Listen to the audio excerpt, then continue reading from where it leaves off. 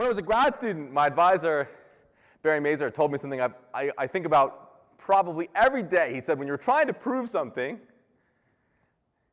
you should try to prove it all day, but you should try to disprove it all night. That seems a little bit weird.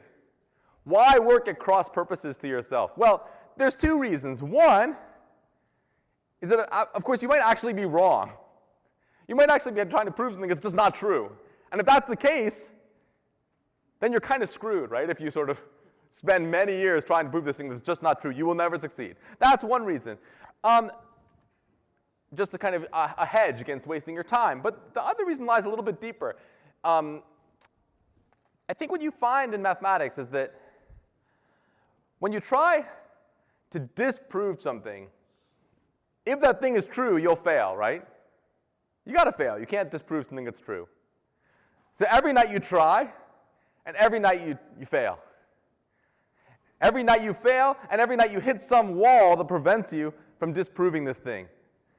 And you do this night after night. You hit wall after wall, and eventually, if you're lucky, those walls kind of come together into a structure. And that is the structure of the proof. In other words, if you fail again and again, and you start to understand why you failed again and again, you may start to understand why the thing you were trying to disprove actually is true. In other words, you may see your way to the proof. And I think that this principle is actually not just for math.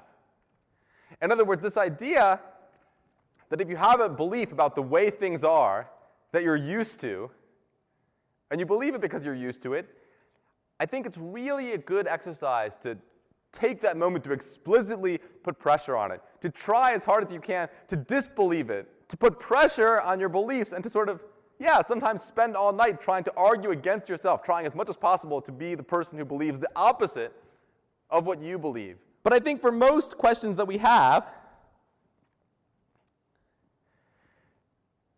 the answer is not going to be yes or no. So as mathematical people, I want to get us away from this idea that that is what mathematics is for, to give yes and no answers, 1 and 0 answers.